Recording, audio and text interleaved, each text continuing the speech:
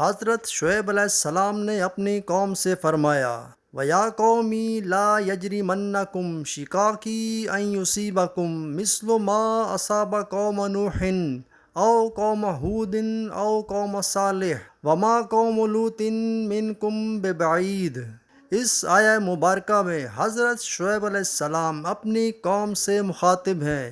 ان کی قوم کو پچھلی قوموں پر عذاب اور اس کے اسباب سے مکمل آگاہی تھی، اسی لیے آپ نے فرمایا کہ جو عذاب قوم نوح پر آیا، یا جو عذاب قوم ہود پر آیا، یا جو عذاب قوم صالح پر آیا، ایسا نہ ہو کہ وہی تم پر بھی آ جائے۔ اور یہ بھی کہ حضرت لوط علیہ السلام کی قوم تو تم سے بہت قریب ہے، جاؤ جا کر دیکھ لو کہ ان کے ساتھ کیا ہوا، وہ تو بس ابھی ماضی قریب کا قصہ ہے۔ وَاسْتَغْفِرُوا رَبَّكُمْ ثُمَّ تُوبُوا إِلَيْهِ إِنَّ رَبِّي رَحِيمٌ وَدُودٌ۔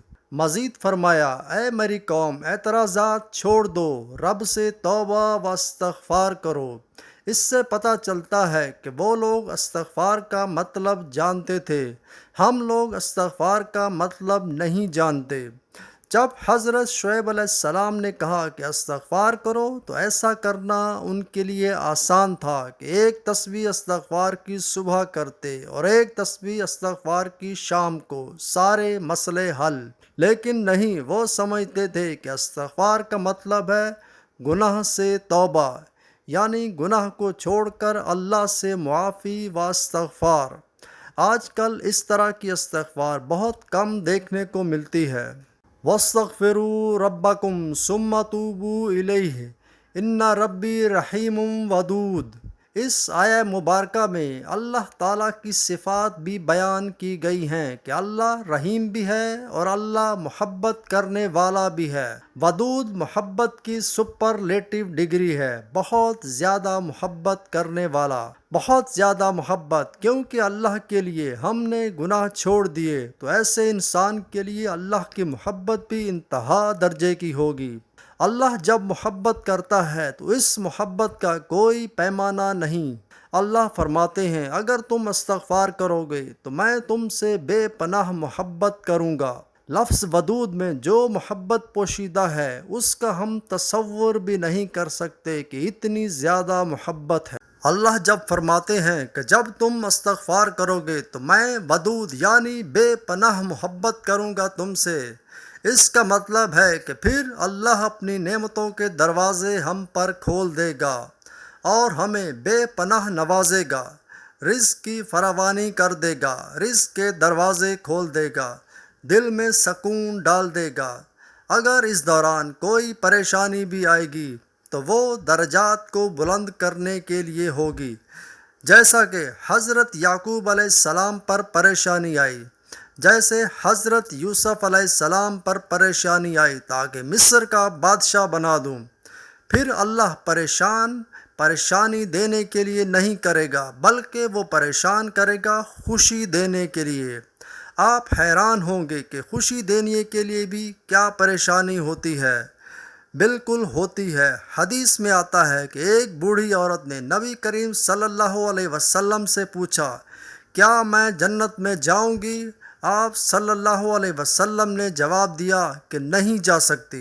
حدیث میں آتا ہے کہ ایک بوڑھی عورت نے نبی کریم صلی اللہ علیہ وسلم سے پوچھا کہ کیا میں جنت میں جاؤں گی؟ آپ صلی اللہ علیہ وسلم نے جواب دیا کہ نہیں جا سکتی۔ اب اندازہ لگائیں کہ کسی انسان کو نبی کے منہ سے یہ سننے کو ملے کہ وہ جنت میں نہیں جا سکتا تو اس کی کیا حالت ہوگی، کیونکہ نبی کی بات تو سند کا درجہ رکھتی ہے۔ وہ بوڑھی عورت سخت پریشان ہو گئی۔ صحابہ کو تو جنت اور جہنم پر ایسا یقین تھا کہ جیسے اپنی آنکھوں سے دیکھا ہو۔ حضرت علی کی ایک روایت ہے کہ اگر میں جنت اور جہنم کو اپنی آنکھوں سے بھی دیکھ لوں تو میرے ایمان میں کوئی اضافہ نہیں ہوگا۔ اب جن لوگوں کا ایمان ایسا ہو اور وہ جب نبی کے منہ سے یہ سن لیں کہ وہ جنت میں نہیں جا سکتے تو اندازہ لگائیں اس بوڑھی عورت کی کیا حالت ہوئی ہوگی۔ اس پر تو جیسے قیامت ٹوٹ پڑی، رونے لگی۔ کچھ دیر میں نبی کریم صلی اللہ علیہ وسلم نے فرمایا تم جنت میں جاؤ گی لیکن جوان ہو کے اس بڑھاپے کی حالت میں نہیں۔ اب یہاں ایک نکتہ بھی اٹھایا جاتا ہے کہ کسی کو مذاق میں تکلیف دینا کیسا ہے، اور وہ بھی کسی نبی کی زبان سے۔ اس کا جواب یہ ہے کہ بعض دفعہ تکلیف خود کسی خوشی کا پیش خیمہ ہوتی ہے۔ اگر پہلے تکلیف میں نہ ڈالا جاتا تو بعد میں اس کو جو راحت و خوشی ملی وہ نہ ہوتی۔ اس خوشی تک پہنچانے کے لیے بعض دفعہ تھوڑی پریشانی یا تکلیف آ سکتی ہے۔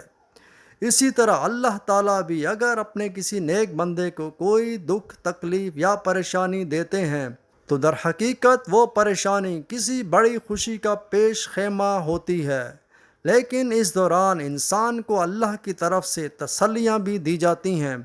فرشتے ان کے دل میں نازل ہو کر خوش خبریاں دیتے ہیں کہ غم نہ کرو، خوف نہ کرو، بس کامیابی ملنے والی ہے، جنت تمہاری منتظر ہے۔ بعض دفعہ تو دنیا میں بھی ایسے انسان کو بڑی کامیابیاں مل جاتی ہیں۔ ایک بات ذہن میں رکھیں کہ اللہ رحیم بھی ہے، اللہ ودود بھی ہے، اپنے بندوں سے بے پناہ محبت کرتا ہے، لیکن کچھ لوگوں کے ذہن میں غلط فہمی بھی ہے کہ اللہ گناہ گاروں سے بھی ایسے ہی محبت کرتا ہے۔ ایسا بالکل بھی نہیں ہے۔ اللہ گناہ سے نفرت کرتے ہیں تو گناہ گاروں سے کیسے محبت کر سکتے ہیں؟ جو انسان گناہ سے بچنے کی کوشش میں لگ جائے تو اس سے اللہ محبت کرنے لگتا ہے۔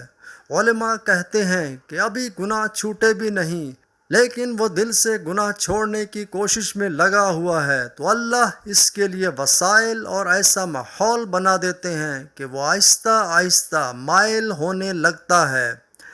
لیکن جو انسان کوشش ہی نہیں کرتا گناہ چھوڑنے کی تو اللہ ایسے انسان سے محبت نہیں کرتے۔ اللہ اس کے لیے غفور الرحیم نہیں ہے۔ اللہ کا قانون یہی کہتا ہے۔ ہاں، اللہ اگر اپنی رحمت سے کسی کو بھی بخش دے تو وہ الگ بات ہے، لیکن اللہ کا قانون یہی ہے، وَذَرُوا ظَاهِرَ الْإِثْمِ وَبَاطِنَهُ إِنَّ الَّذِينَ يَكْسِبُونَ الْإِثْمَ سَيُجْزَوْنَ بِمَا كَانُوا يَقْتَرِفُونَ۔ اور چھوڑ دو کھلا اور چھپا گناہ، وہ جو گناہ کماتے ہیں عن قریب اپنی کمائی کی سزا پائیں گے۔ جب انسان غلط راستے پر چلتا ہے، جو کام اللہ نے حرام قرار دیے ہیں ان کو کرنے میں لگ جاتا ہے، ایسے میں اللہ کی صفت انتقام جوش میں آتی ہے۔ اس لیے گناہوں سے ڈرنا چاہیے۔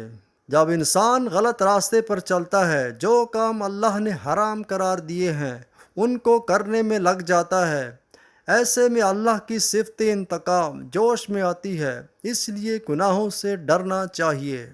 گناہ کرتے ہوئے اللہ کی رحمت سے امیدیں مت لگاؤ۔ ایسا نہ ہو کہ گناہ کے دوران ہی کوئی چھت گر جائے یا زمین پھٹ جائے، جیسا کہ بنی اسرائیل نے کیا تھا۔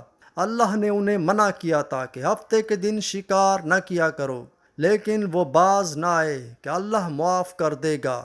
لیکن جب وہ لوگ رات کو سو کر صبح اٹھے تو اللہ نے ان کی شکلیں بندر اور خنزیر جیسی بنا دیں۔ اللہ ہم سب کو محفوظ رکھے۔ حاصل مطلب یہ ہے، اگر گناہ سے بچنا چاہو گے تو اللہ کی رحمت اور محبت ملے گی، لیکن دوسری صورت میں قُلْ تَمَتَّعُوا فَإِنَّ مَصِيرَكُمْ إِلَى النَّارِ، ان سے کہو کہ تھوڑے سے مزے اڑا لو، کیونکہ آخر کار تمہیں جانا دوزخ ہی کی طرف ہے۔